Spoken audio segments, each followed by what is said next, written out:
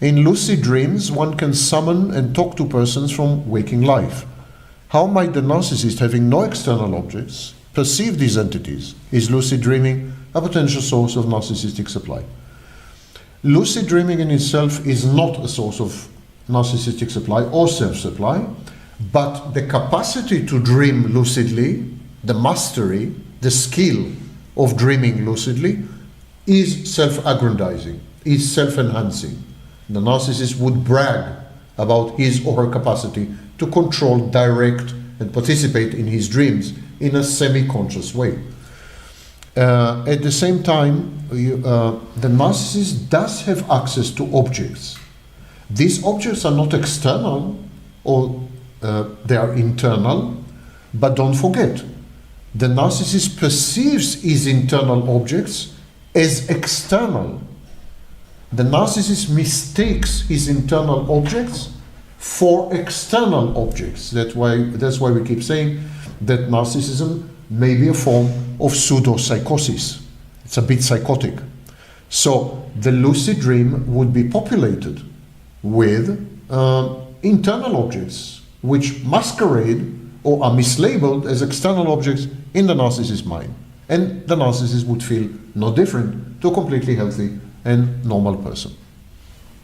Would you believe there's a possibility to resolve personality disorders with DMT with the help of psychologists or doctors?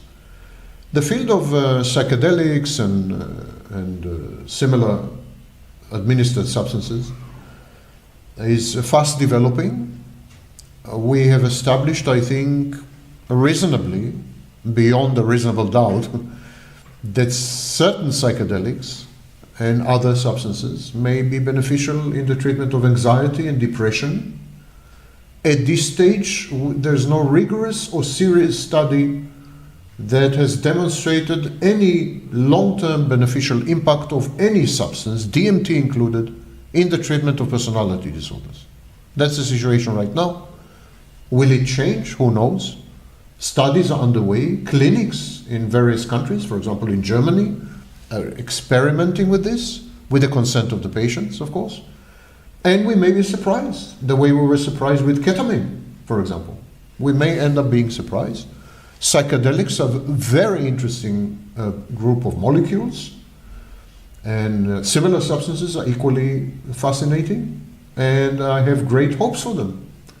Personality disorders, however, are not the same as depression and anxiety.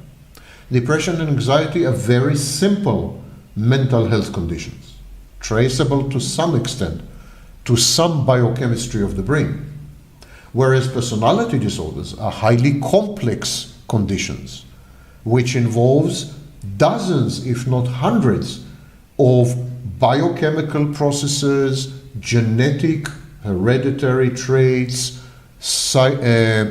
cognitive processes, emotional processes. It's not so simple to treat it. There's no, I would be very surprised if we ever find a silver bullet, a panacea, a single molecule that can suddenly solve the issue, because it's not an issue.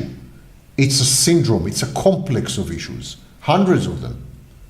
So I advise everyone to chill, including neuroscientists, including, everyone is coming up with, there's a gene for that, and there's a medication for that, and cool it. It's not so simple, not so fast. Does it make sense to go into a relationship with the intention of practicing, setting boundaries, regulating oneself, etc.? So instead of reactively doing the work, how about proactively do it? I think that's the only way to go into a relationship. I'm surprised by the question. I wasn't aware that there is another way. The only way to go into a relationship, as I've explained in the previous chat, is by establishing boundaries, regulating oneself, maintaining separation from the partner, nurturing the relationship as a third entity, not the result of a merger or a fusion with a partner, distinguishing between infatuation and limerence, and love, because love is hard work, long-term, and doesn't include butterflies in the stomach, in the belly, and so on. So yes, it's the only way to start a relationship. And yes, it's proactive. It's a lot of hard work. And one of the reasons people nowadays choose to remain single, one of the reasons marriage rates have collapsed, one of the reasons about half of all women will end up childless. One of the reasons for all this, there are many, but one of them is that people have become lazy, indolent. They don't want to invest. They don't want to work hard. They do not want to work hard. They don't want to put the work that's needed into the relationship. So they commoditize other people. They use them as commodities. They objectify, they instrumentalize people. That's where we are that's where we are today, in today's world. And what you're saying is that relationships require premeditation and hard work. And I couldn't agree more. A hint. Can narcissistic adaptation online resemble pro-social care? And what patterns distinguish genuine care from camouflage? First of all, a small percentage of narcissists are communal and pro-social, whose locus of grandiosity, whose claim to fame, is that they are moral, they help the community, they're ethical, they are religious, they are supportive of people, they're rescuers, they're saviors, they're fixers, they're healers. These are pro-social communal narcissists.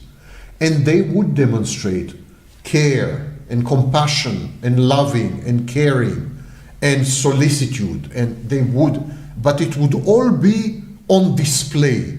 It would all be for public consumption. It would all be ostentatious, a big show of doing things, and they would make sure that everyone knows how charitable they are and how helpful they are and how amazingly supportive they are, and so on and so forth. So this is the answer to your question. If you want to distinguish genuine care from the narcissistic kind, narcissistic prosocial kind, is that genuine care is usually private. Help is given in private.